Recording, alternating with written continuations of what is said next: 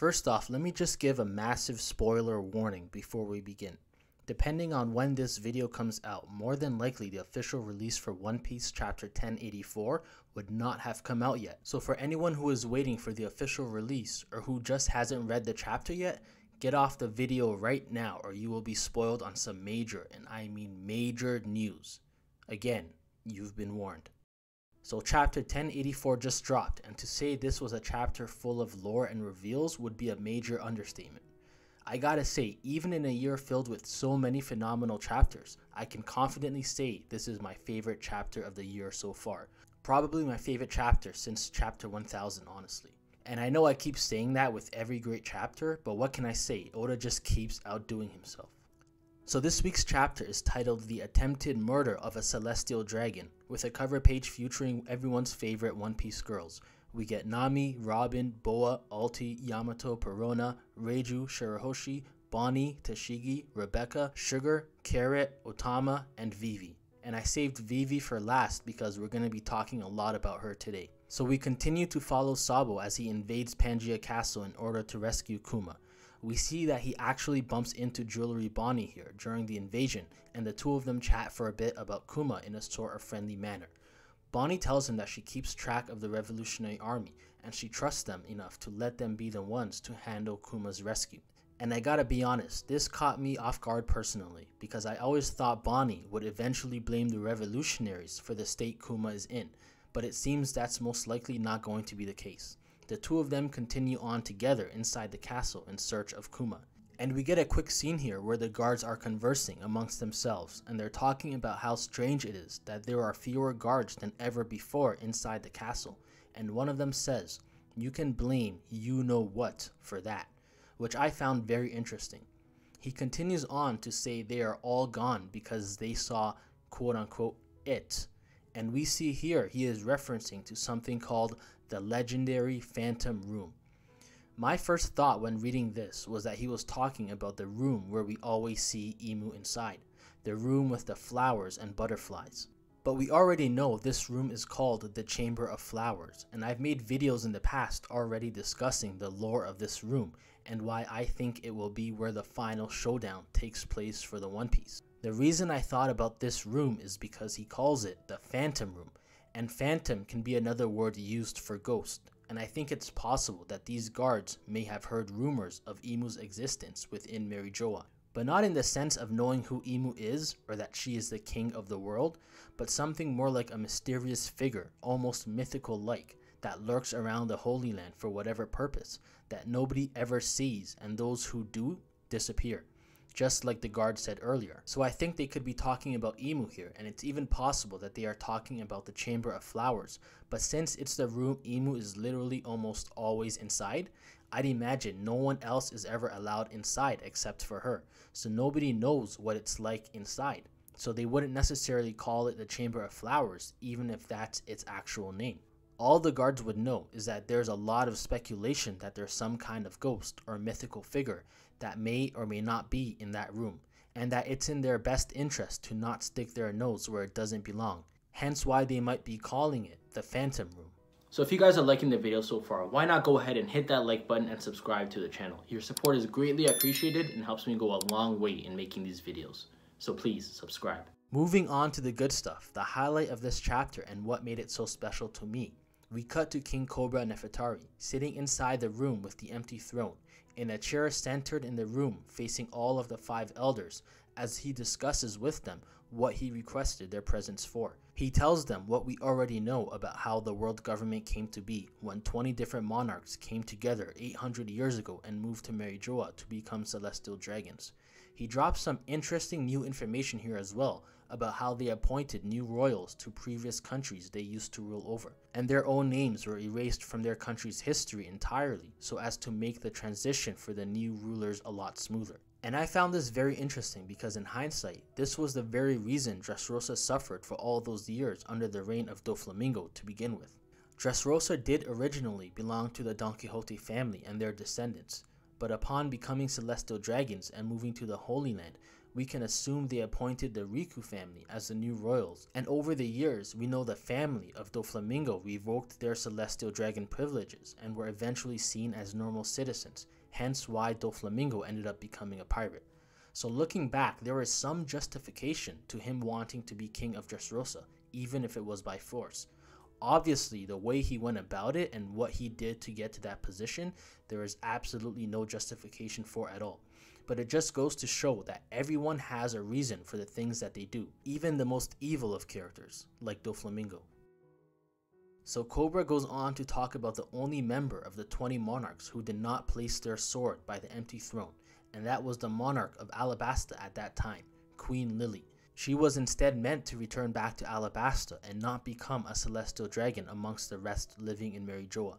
But even in reading all the ancient texts in Alabasta, there is nothing that suggests or proves that Queen Lily ever made it back home, and so her younger brother became the ruler of the country. It was as if she disappeared from history after that moment. And as they continue to talk, we cut to the Chamber of Flowers and see that Imu is actually listening into the conversation and everything that Cobra has to say. The elders go on to feed him what I can only assume is a bunch of lies about how they don't know anything and all the records of her have been lost to history. Cobra pulls a ballsy move here and directly asks them what is the meaning of D, and we can clearly see how the question alone triggers the elders just by looking at their expressions in the next page. But Cobra explains to them that the reason he asks is because of some kind of letter penned by the queen that has been passed down through generations of Alabasta rulers. And before we can get any more answers to what this means, we cut away from this scene. I think by this point in the chapter, a lot of people, myself included, are already thinking the same thing, that this ancient queen he is talking about could very well be Imu.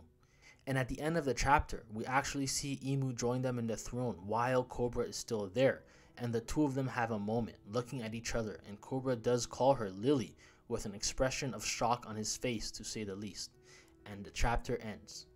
Now I do have a theory on this, but I don't think it's really as complicated as people think. Firstly, I think it is indeed Lily, and it's meant to be a clear reveal to us of Imu's identity. At least that's the feeling I got reading the chapter. I don't see any need to speculate any further. Imu is Lily, the former Queen of Alabasta.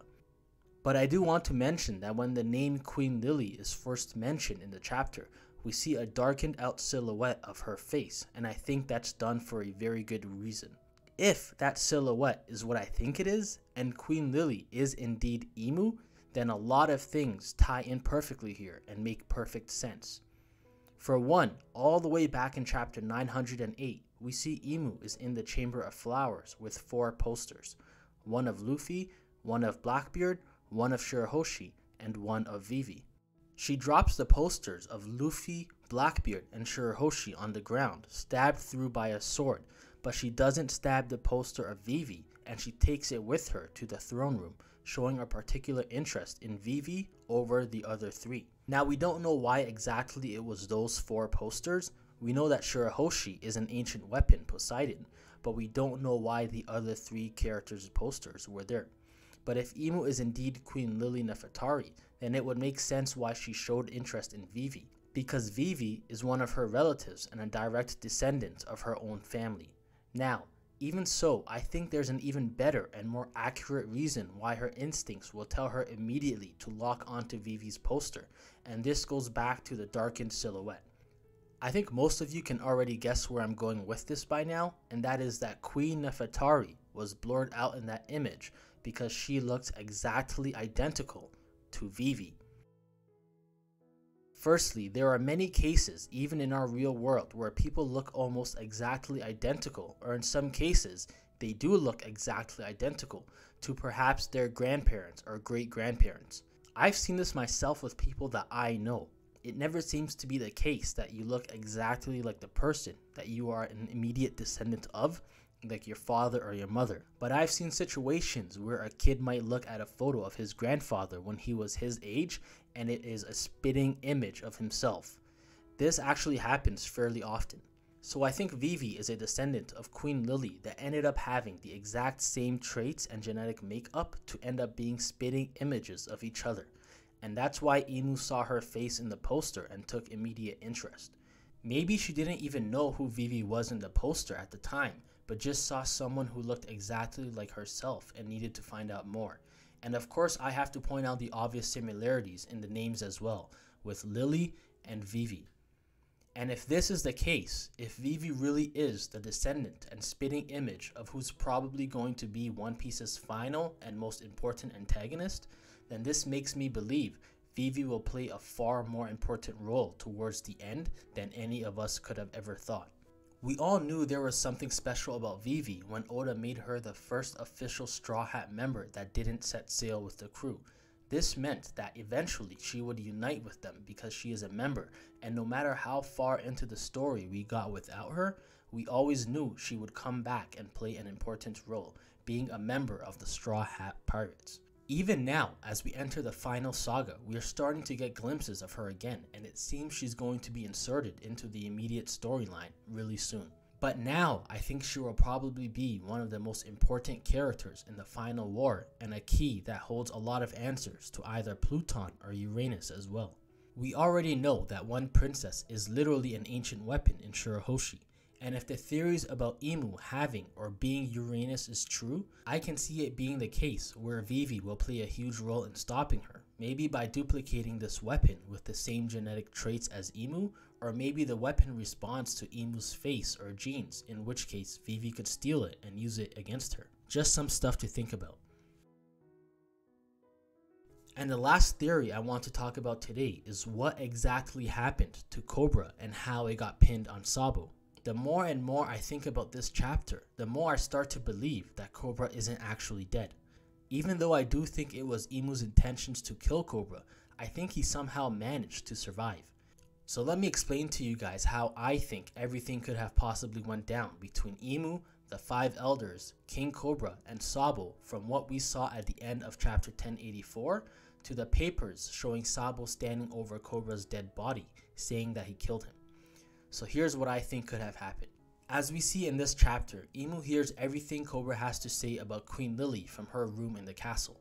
She probably comes to the conclusion that Cobra knows too much, and even if he doesn't know about her existence as king of the world, he's not very far from reaching that conclusion with what he already knows. As soon as he finds out that there might be someone lurking in the shadows that rules over everyone, it won't be hard for him to add the pieces of the puzzle together and figure out the identity of that person. So Imu casually walks into the throne room without a care in the world that she is revealing herself to King Cobra because she already knows she is going to kill him by the end of their meeting. She probably just wants to reveal herself to him so that he at least gets his answers and discovers the truth before he dies. And whatever else Imu and Cobra may have discussed in that room, by the end of that conversation, she leaves it to the 5 elders to kill him, and that's when Sabo enters the room and sees Imu, or at least a glimpse of Imu as she's walking out the room, which would be just enough for him to know about a king of the world's existence without knowing their actual identity. Sabo quickly comes to the realization of what's going on, and he understands that both he and Cobra have discovered Mary Joa's biggest secret, and even if they somehow make it out alive,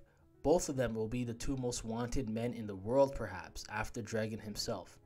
Just look at chapter 1054 and all the hype behind Sabo now with the world government, and how in some cases they are even hyping him up as a bigger threat than Dragon himself. I think this is solely due to what Sabo has learned in Mary Joa, but obviously the Marines can't say this in public, so they make it out to be because of the declaration of war on the Celestial Dragons, and the battle between the revolutionary commanders and the admirals.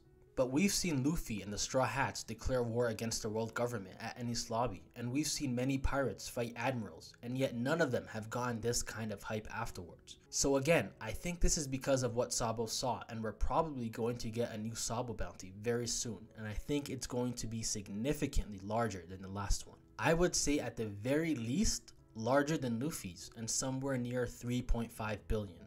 Again, at the very least, with what he knows now.